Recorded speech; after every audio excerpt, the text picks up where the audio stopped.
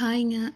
நான் இன்னைக்கு என்னோட ஃபர்ஸ்ட்டு டே ரொட்டீன் விளாக் போட்டிருக்கேன். கொஞ்சம் லேட்டா தான் இதை எடுத்தேங்க. குழந்தைகளெல்லாம் ஸ்கூலுக்கு அனுப்பிச்சு விட்டுட்டு, கடகடன்னு இந்த பாத்திரங்கள் எல்லாத்தையும் கழுகி எடுத்து வச்சு, அதிலும் இந்த பால் பாத்திரம் எத்தனை கழுகுனாலும் போகவே போகாது. அதை ஒரு 2 வாட்டி கழுகி எடுத்து வச்சு, அப்புறம் இந்த பாத்திரத்தை எல்லாத்தையும் அதது இடத்துல கொண்டு போய் வச்சதுக்கப்புறமா தாங்க அந்த கிச்சனே க்ளீனாக இருக்குது. எல்லாத்தையும் கொண்டு போய் பொறுக்கி அதது இடத்துல வச்சுட்டு இருக்கணும்.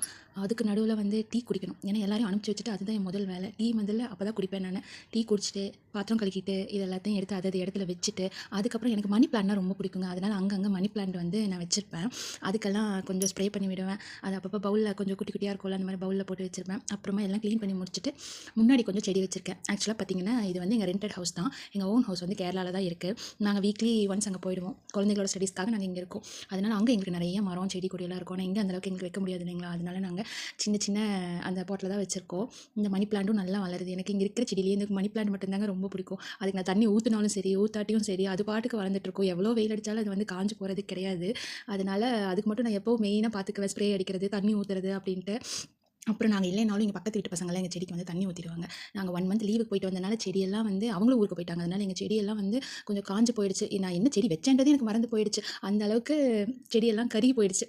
சரிங்க, இது என்னோடய first day in my life video. சின்னதாக குட்டியாக போட்டிருக்கேன். பிடிச்சிருந்தா லைக் பண்ணுங்கள்.